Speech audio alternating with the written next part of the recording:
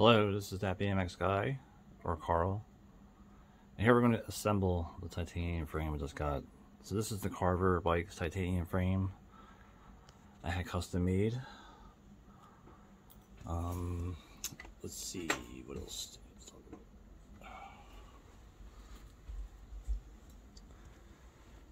So I added some decals. King, Velocity, JW, Schwalbe, a Carver bike sticker that came with a sticker pack, the Paul Grateful Dead sticker, Profile Racing stickers, and iBike Philly sticker, along with Thompson, Physique, and maybe another P-Wing. Yeah, well, what also happened is that it's prepared. I got the tie prep in places. This stuff here, tie prep. I put it in the threads, put it inside the seat tube, put it on the brake mounts, put it inside the head tube, and kind of like made it nice and thin so it can dry a little bit and sit there. Yeah, so we got all the parts right here, most of them. The handlebars and the fork are right here, already kind of ready. Seat post, the wheels, the brakes, some grease, put stuff together. The crankset, we got the black cranks. These are the this is the laser etched crankset. I'm trying to get the chrome ones, but they're not making them lately, so I'll just have to wait. The chain that was on the chrome one, King headset. This is the C-clamp that was with the frame, but we're just going to use this profile one. Got this bottom bracket, a fresh bottom bracket. But anyway, we got the tools ready. 8mm, 6mm. We got the C-clamps wrench. We got Allen wrenches for everything else. So it still has 6, but there's 5 and 4 and even 3 for the chain attachers. The wheels are pretty much ready to go. So just gonna get this thing started and assembled. So yeah, this C-clamp I had for a while. I bought it for the pedal-driven cycle frame that I never even used. I think there's grease in that bolt, but we'll put grease on it, I guess. Okay, so I got some grease in the bolt. Put some grease on this. We'll get this on there. Push that guy on there. This is like, try to do anything with one hand. It doesn't like. Okay, so right about here is where I want to make it straight looking. Yeah. So the C-clamp is on there and just gonna sit on there for a second. Maybe just snug it up. Okay, for some reason I want to start with the seat post, just because it's the other titanium item. Should be able to get an idea. It's a titanium Thompson seat post. I don't know, when I look at the light on that thing, it doesn't look like it's that great. So it seems like a dark video. That's just how it's going to be. So let's get this started in here. We'll just put it to max height. So we don't really know what height we're going to have it.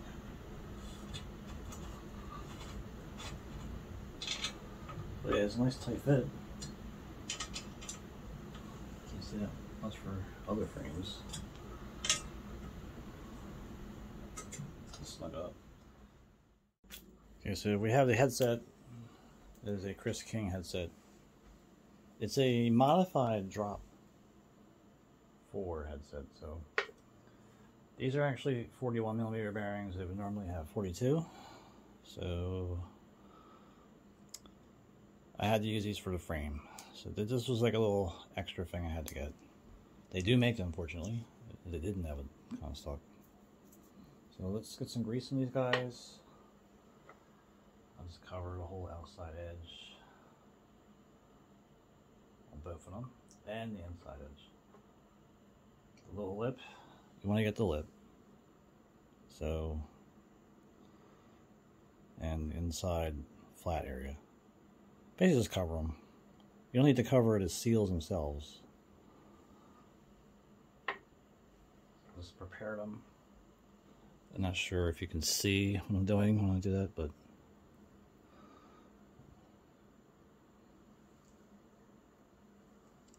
this is just marine grease. Basic Tractor Supply grease, whatever their brand is. Yeah, just put it liberally on there, that way you can always wipe the excess off. I put some on the top cap too, like the threads, maybe around the base of the bowl if I can, and yeah, around, you know, the outer edge is touching the stem. On the top cap itself, put some grease on the inside edge just to be sure that doesn't creak. And then some here. Try to align. It's a key. I didn't even notice there was a patent on this before. I don't think the other headset I have has that patent number, but I want the patent number to kind of face the rider. So it kind of seems in symmetry. We got the spacers, we don't need to grease them.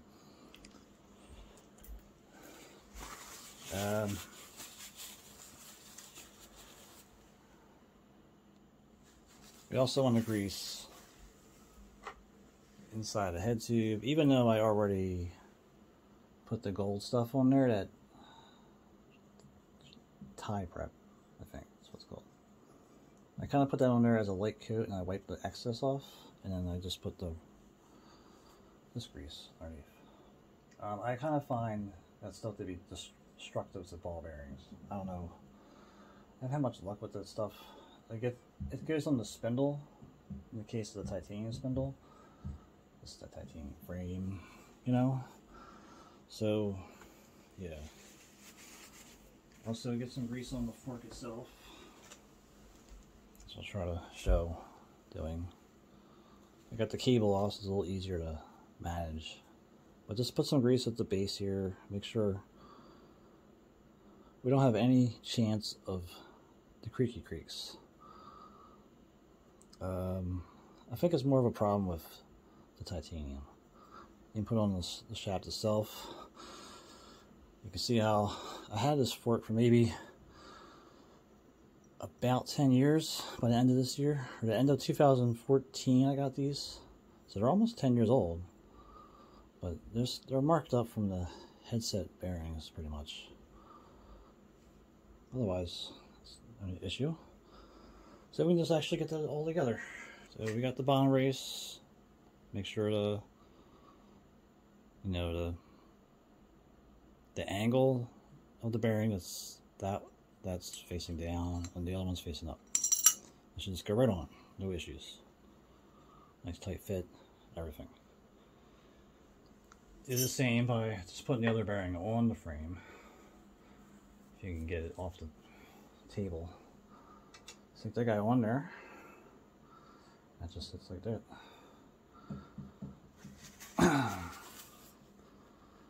And then we just slide everything back in. Okay, that's great. So that looks about what's needed. Let's just try to zoom this the other way. Okay, so we got most of that stuff on there. Get the handlebars on the floor. And just see how high it sits on there. Yeah, it's perfect. So, okay, so I moved it a little bit. Let's get the cap on there. When it's leaning on the ground like this, it's a little easier to keep it from coming apart. So, got that kind of oriented to face a good way. I guess we'll just use this wrench. We'll just snug this guy down. it shouldn't be an issue.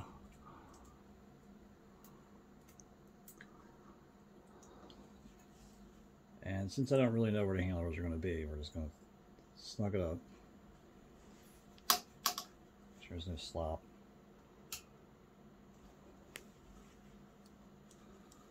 The thing about this headset is like it tightens to where it doesn't have any slop.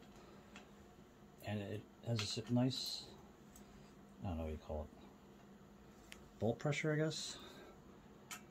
When like if you use the FSA ones, it kind of like it might be loose still, even if it feels like it's tight, or it binds it. And like at least with these ones, let's just snug them up at this point, just so that they don't move. Okay, so let's get the cable on.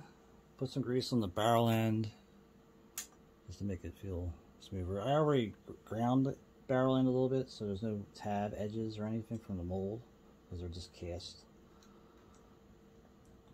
Forge or something. It's kind of hard to see what I'm doing.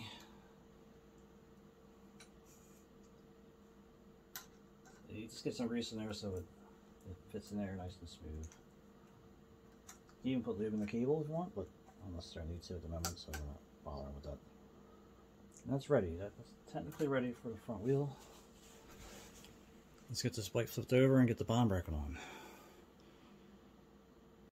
Okay, so right now we're going to do the bond bracket. So we got the brand new bond bracket. So we're going to do its packaging. These little shimmies. So right there. Spacer. And fresh silver cups with spacing. So the drive side is this side. This side we're looking at. So this is the drive side cup. Has a little groove. First we'll put some grease on it. These are CNC'd aluminum fancy profile cups. And yeah, we'll cover the threads with the grease. There should already be the tie prep in the bearing cups themselves, or the bearing bottom bracket bearing area threads. We'll even put this in there too. So the gold stuff is basically just to protect the metal, not necessarily to help lubricate it in place. These are inscribed, but let's get started. Thread easily, normally, like this. Thread all the way in. Don't worry about shimming it. We're even going to use the wrench. We got the Shimano TLFC 32, and we'll just snug that guy up. First we'll sew it gently so we don't maul the splines here, because it's gentle. Let's get it pretty snug. Should definitely ooze out some grease. So we got that side on. It's kind of easier to get the crank on at the same time. So let's just get this started. So we already have tie prep on the spindle too, but we don't really care about that yet. We're just kind of making it so this is all lined up. So we'll just add some grease to the edges of this thing. This is the spacer. Hopefully that's all we need is a spacer. Sometimes you need one of those shims that I showed you earlier. Let's get this on here. Just kind of just stabilizing everything. Get that there. Get some grease on the threads of this cup. And it doesn't matter how much is on it, as long as you know it's covering. If you go around the whole thread, at least you know, I guess that's about 1/4 inch. And yeah, I always put some on the edge, and I try to get them on the inside too. Spacer's in the way a little bit. We don't need that much, but we just make sure we get grease started. I'll take the camera off the stand. Yeah. It's not hard to do. So, yeah, this one threads the exact opposite way as the other one, where it's kind of opposite of petals. So you try to get it to start first, and then just thread it on.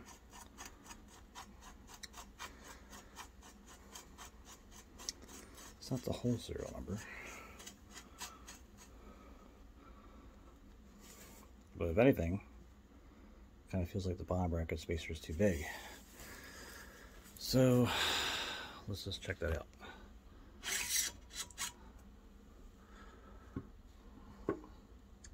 So if anything, the spacer shouldn't, there shouldn't be any play in the spacer. Let's tighten it. So that's perfect. That's exactly where it needs to be. So we'll just tighten this down.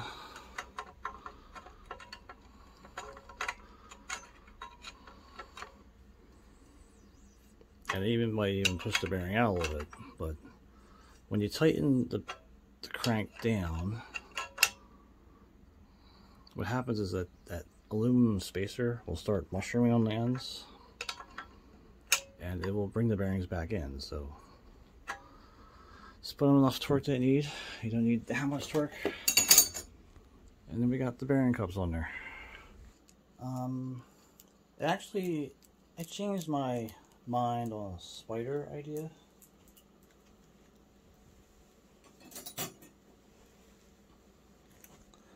I just took this spider off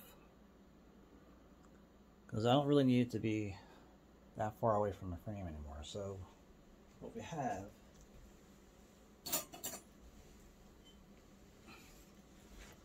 is this 110 spider. It has a little bit of an offset, pushes it inward a little bit. But yeah, the bolts themselves should be greased. There's already the gold tie prep on the spindle. So yeah, I usually grease around this edge. Grease the threads, obviously. Right. On this washer, I grease the inside edge and the outside edge. And then just put it together. Alright, so I just thread it in to where it should basically be. There's usually, like, you can see the edge of the spindle easily, so I just kind of get it pretty close to that, but not all the way against it. It's like it's maybe a 1/8 inch away. Got this cone washer. Actually, put grease on that too, just to be sure of things. It's kind of hard to tell what I'm doing, but yeah, some grease on that. It's a little flashing on there, but okay. So slide it into here. This is the non-dry side, right? Just should just go right in. Like that. Probably went out of focus because it's asshole. Okay, there we go. Anyway, this guy has to go on. This is a little trickier. You still got to grease the spline, obviously, and the base.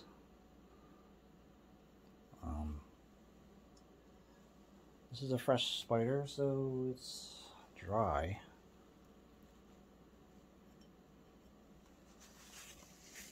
So you want to get it started. So the other crank arm is going to be facing down from this. We want that logo to kind of face the crank arm, in the sense that it's straight down. So we get started on there like so. And this is the fun part. So we need the press tool. We use these. You may notice that this press tool doesn't really want to go all on the spindle. or maybe, yeah. So we'll flip it backwards like so, and we'll stick 2 of these on there. One of these is a little more precise than the other, so maybe we'll take it like that and just tighten it on there like so. Try to make it so they're even, and then get the big wrench. Okay, so get the wrench and just spin that thing on. It should just press on. It may stop at one of these washers that I put on there. You know, like if they're not even, they'll stop at it. Maybe loosen it up, make sure of things, and then redo it again. This is just how you have to do the spline drive spiders, or sprockets in general. Just get on there as far as it goes. Right now, test it, see where it went. It has like threads, for example.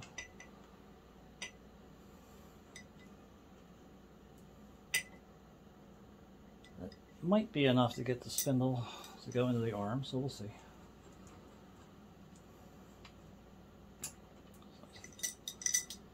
Came off a little bit easier. Yeah, so we just need a little bit of stud there. Flip the spacer back around.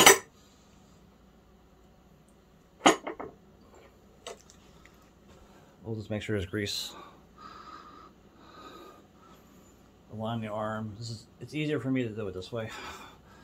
I don't know. It might not be far enough on.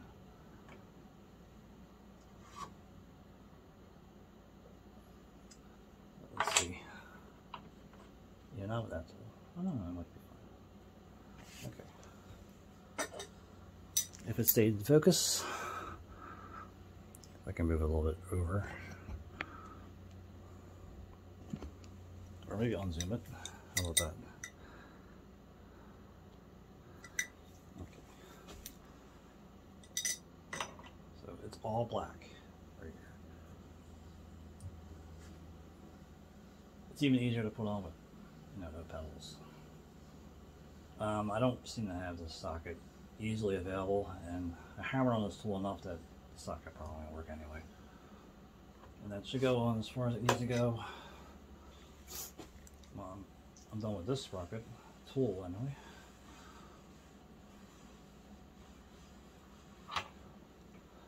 So yeah, get the other bolt for that side. Put grease on that too. Yeah, everything has to have grease. This is how it is. If you have a grease gun, it's probably a little bit easier. I'm not going to say it is the worst idea. It actually is something I do at the shop. At the house, I just don't have one. At least not yet. Thread that guy on. Get a rag again.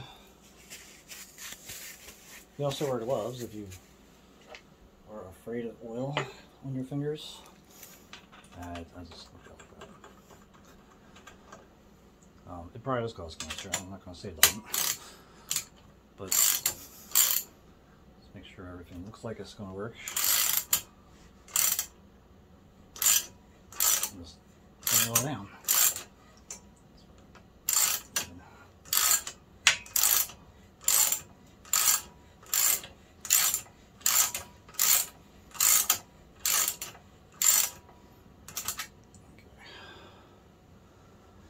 So that's on.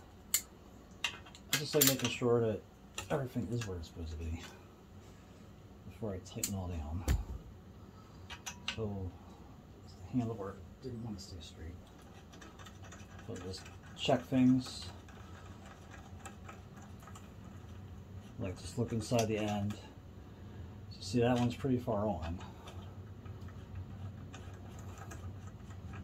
The other one should have been like an 1/8 inch off, so that's all the way in. Make it right about there. It's just better to equalize the arms, make sure they're equally on each side. So, I like doing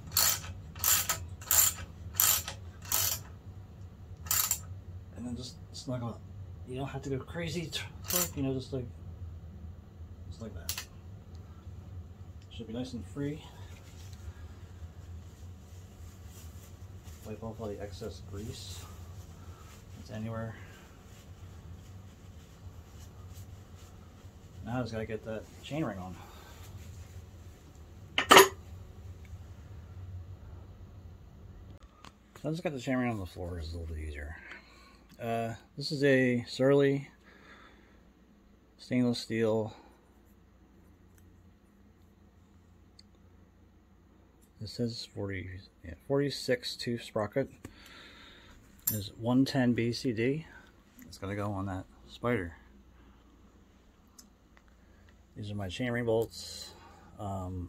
They already are greased, so I don't have to grease them again, but I'll put grease against the surface of the spider and the chainring just to be sure that doesn't get any creakiness.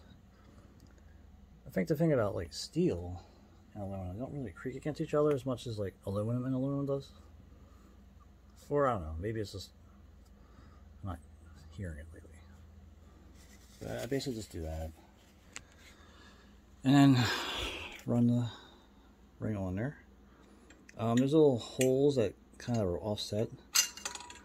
It really doesn't matter where it goes either, but see how like those holes are,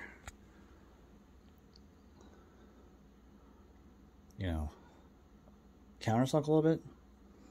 But maybe I try to get the Surly to face a certain way. Let's say put that on this end. It's a very tight fit. But yeah, that should just sit there. The thing about having like these little edges on this spider is that they kind of hold things. So let me get this back in the stand. So what I do is I kind of cheat. I use this socket and the back bolt faces this one, and you just get them all in. At the moment I can't really tighten them anyway because there's no chain, so you kind of want to tighten them up when the chain's on there so you get an idea on those highs and lows in the chain caused by the whole caused by how this chain is bolted on. So it's best just to hand tighten these first.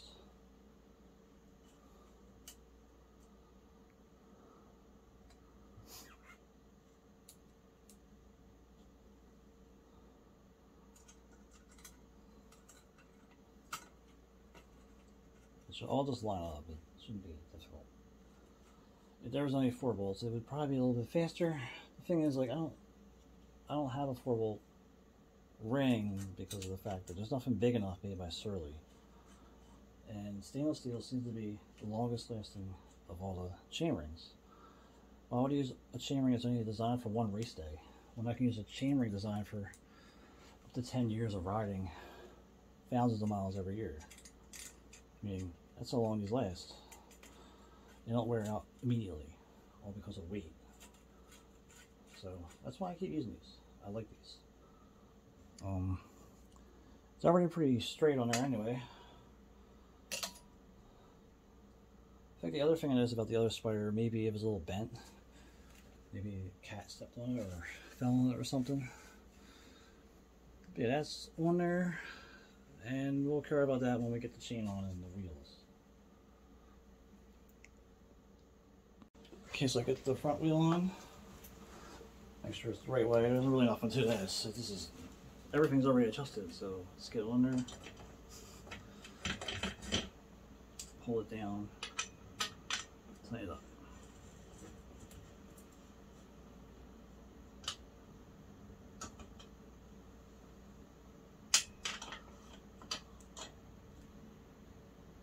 With this wheel, it's just Allen bolts, so I don't really have to, you know, torque it either. It's a, let's make sure it's in all the way. That's all. So that's like that. Quick release the brake back into its positioning. And it should be right in the middle. As tight as it needs to be, too. It doesn't really need to be that tight. Check it after. So that's on there. The rear wheel is kind of already set up. So we'll just get this on here. So I'll get this slide on.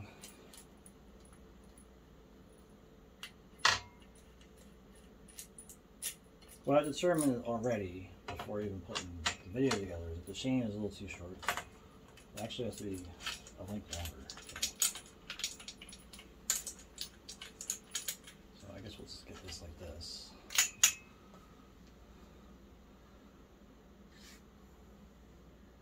Okay, so this is the old chain from the other bike, which is, it's kind of new already. So I'm just going to use it for something else. And I got this brand new E1 I can go on here. Let's get the chain on here. It is a E1. It used to be called an X1. So we'll just try to get this through here. Nice thing about this frame is it doesn't scratch.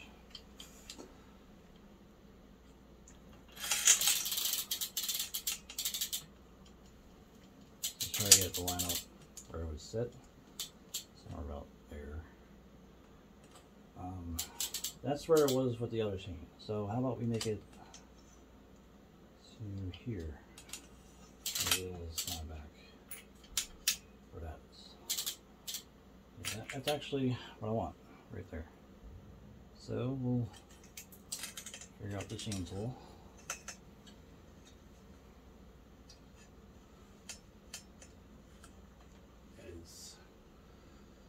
Nowhere to be found. Okay, so the chain is on the bike. So a rematch.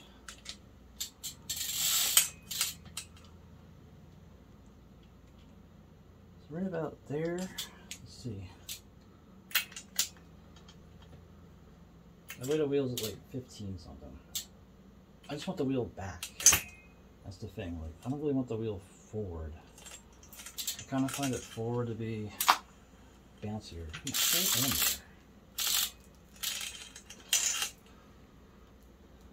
So, hopefully that's the right length. So, I only have this, it's the house here. I did have a shadow on, but the shadow broke. The Shadow Conspiracy chain tool is so much better than this.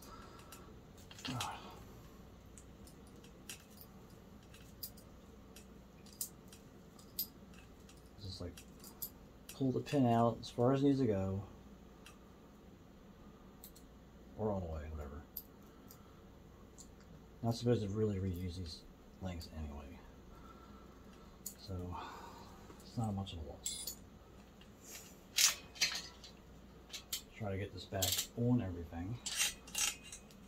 There's a thing I'm doing where, if you notice that the teeth are weird, I don't know if you can see it in the video. This is how we know it's in a good spot. I'll let it pop in the teeth right here.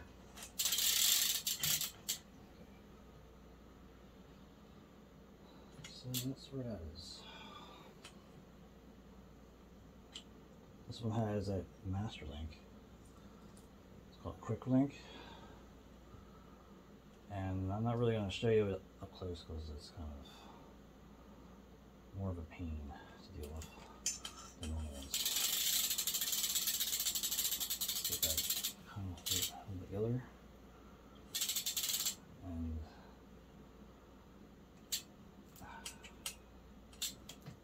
there are some rules for these, but I find these make it more work than it needs to be just to put a chain together.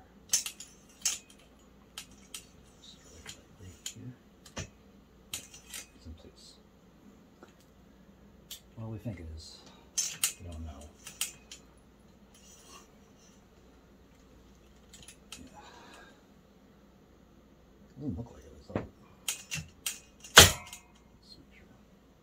Okay. We'll just get the teeth some kind of out to be the ones that have the wear on them. Don't worry about the scratching because that's fine. Generally, this is where the wheel's going to be. So that's not too bad. Yeah. I had the wheel pretty far in. This is about the same distance in as it would be with a normal profile cog. And even with the chain loose, it's not just rubbing the frame. But it will slap it. So let me just adjust this up and I'll show you that finished up. Okay, so after some finagling with the chain adjusters, these are JW chain adjusters. I showed a video intro of them. I don't usually use two, but I'm using two on the frame at the moment. But I got the chain right where it kind of needs to be, and now I'm going to tighten those guys. So what do we need? We need 5mm, the socket wrench,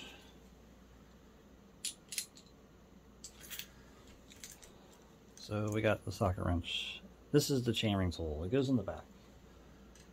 So I'll just start up, figure out which ones are the right ones, and just tighten them up. These are just titanium bolts, so they're probably more fragile than normal. Actually, they're usually fragile regardless of what they are. I don't know. But just start by tightening this one,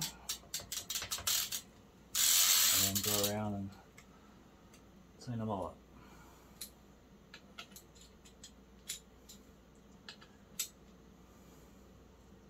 I kind of like making them always in the same area. And they probably will come loose the first time I ride the bike, so I'll check them at that.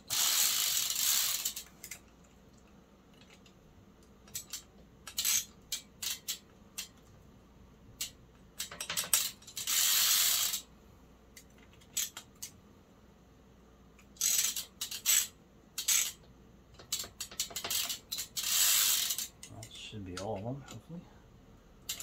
Let's go around.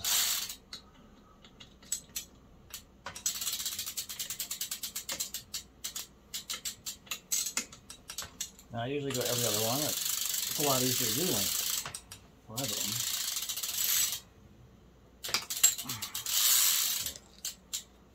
So that should be fine.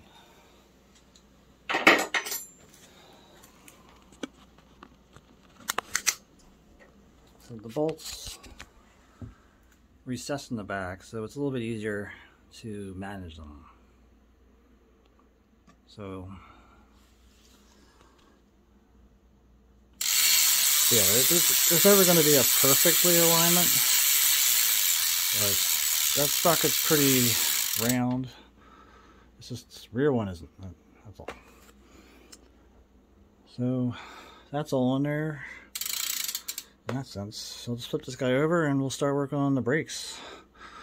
Okay, so now I'm going to just tighten the stem and line it up, and then why don't you guys tell me about this? But this goes between the spacers and the top race there. Put that on and we'll get the brakes on. Okay, so I tightened up everything, put that little Teflon washer in there. So the whole headset situation is done. The rear end is done. That's tight as it's going to be. Bolts are tight. So now we just got to get the brake on there. We got the Paul motor light. It's very similar to the other motor lights. I just got that extra cutout. That's about it. And yeah, I put those cartridge pads on. Need a cable. We got little clippies to go on the cable to hang on the frame. I know a lot of people don't like these, but we'll see how they work. I mean, they seem to work fine for everyone else. So there's already the gold stuff on the post, so we'll just put grease on them too.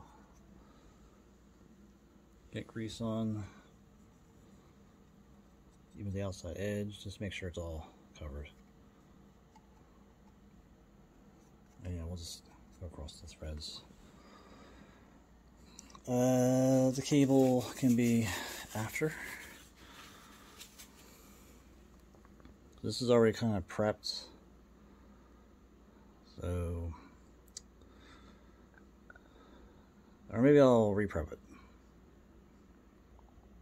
Okay, so that's prepped. Let's re-grease it. Let's just try to get this brake to kind of go over the brake pads on the side here. It's nice to be able to show you doing it.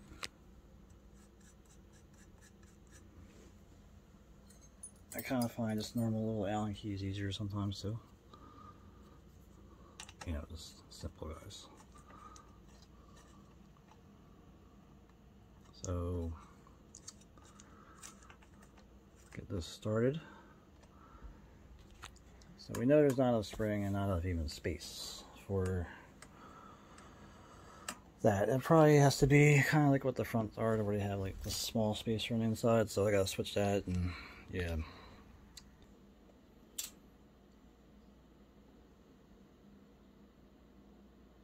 So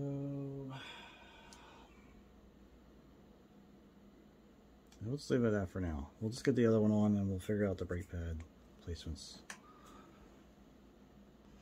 Okay, so we have the bike face a different way to make it a little easier. Since we know that we gotta readjust anyways, we're just gonna put this on like this. Even though this is actually pretty far over already. Spacing wise. But we'll just like get this snugged.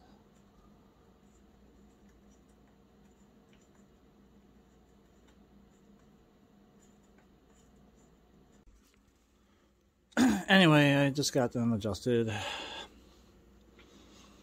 think right about there. Still a little further out on this side.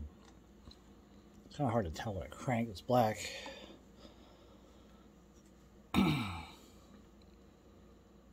Yeah, so they stick out pretty far because they have a narrow mount stance, but that shouldn't be an issue. I think it's about the same as they were before. They were just straighter, that's all. So now they have leverage, full leverage. So let me get the cable on and we'll get those little clippies on. So we got the cable for the rear brake on there. At least most of it. So we got one of those little clippies on. Let's get another one on. You may even see like some marks from the previous brake cable situation, but that doesn't hurt anything. These aren't the easiest to go on, but once they're on, they don't come off. So we got that one.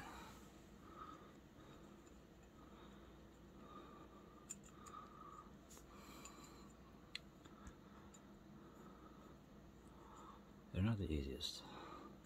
They shouldn't be real easy to get on. They shouldn't be very easy to come off either. In case of like,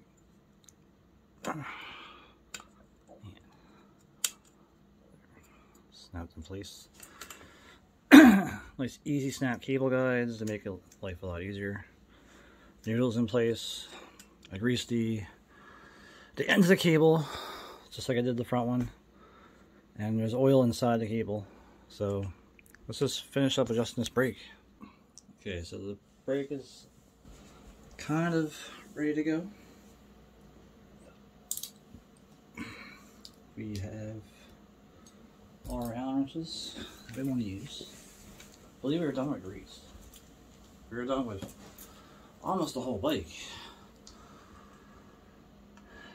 It took me a little longer than I hoped, as far as like the actual time of this assembly was not exactly very timely. It sucks.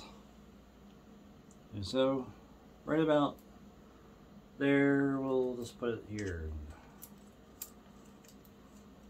Generally, let's try to get the left. Get that to kind of sit somewhere. It feels like it's right where it should be. Right about there. Kind of where it was. So it should be like the same as it was before. There's just no spring, is it? So to get the spring to come back, we get the adjustable. First, we'll do the close side. Make that a little bit faster. I use the adjustable because it doesn't want to widen out the mount or the spring so much. Just try to get it to be as far as it goes.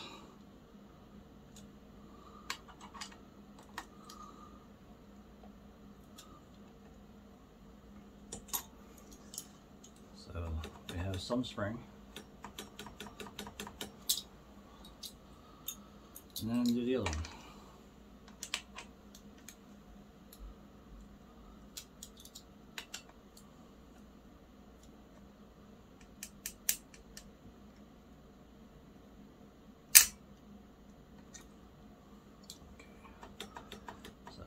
It's going to take a while to get that to be where it needs to be. Meaning, this is hit or miss kind of situation. So once it's kind of close to where it needs to be,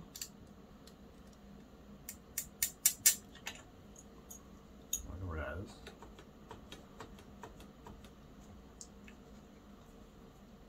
Right.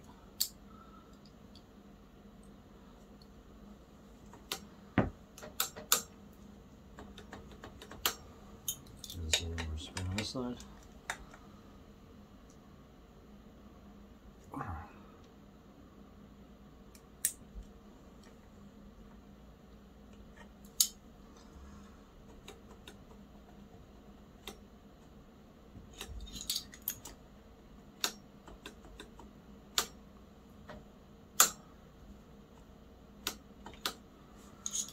And that should be where it needs to be tension-wise. Just make sure that's tight. Bend this a little bit. And we'll just fine-tune those springs and I'll bring it back. Okay, so that's just some adjustments, fine adjustments. I don't usually tell them. If I need to, I will. But otherwise, I think that's fine where they are. Get this cable to be tucked under there. Kind of like it under, not over. And yeah, that should be fine. The whole bike is pretty much done. So, what's next? The seat height. Let's just check the seat height. And other than that, I'll bring this outside, clean it up a little bit, and you'll see the finished bike. Okay, well, it looks like it's exactly where it needs to be anyway. I can always make it higher or lower, but to lower this thing, the rubber grommet thing, and we'll clean this guy off and take some photos. So here we have the bike assembled. Took some photos. I just need to give it a couple test rides in the neighborhood.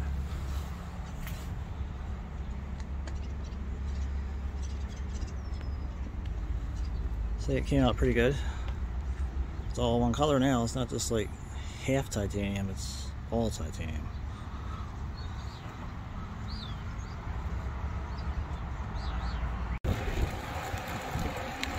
So we're taking a test spin. Doesn't feel any different from the 125 RL.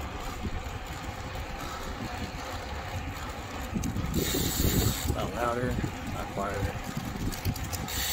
Other than the brakes feel bigger.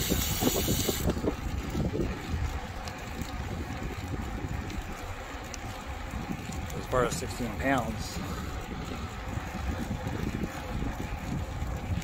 I'll say actually, I don't know, I had to ride it for an hour, 5 hours, 6 hours. Let's see if that makes any difference. But now I know it won't rust, won't chip paint. bunch of chrome.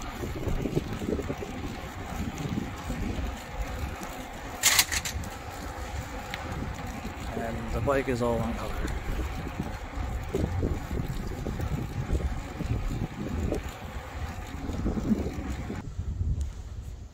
So nothing came loose.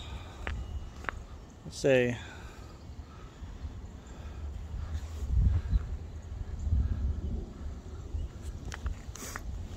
it's looking like it's going to be a pretty nice ride.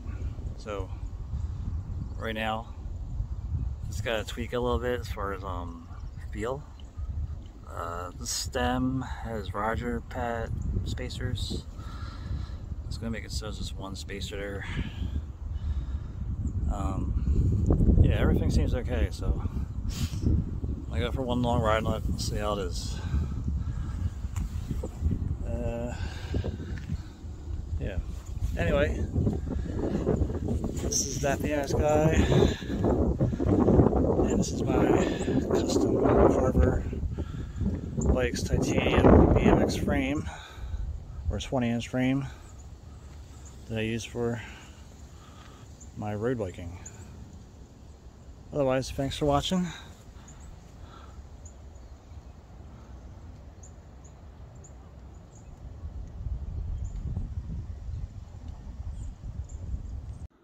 Oh, how can I forget this?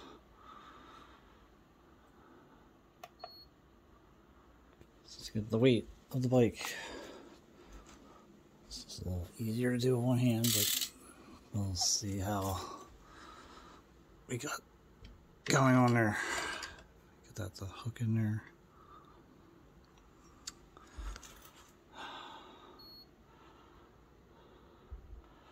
£16, 14 ounces. Holy moly. It's a lot lighter. That's like 2 pounds less almost, but it's pretty crazy.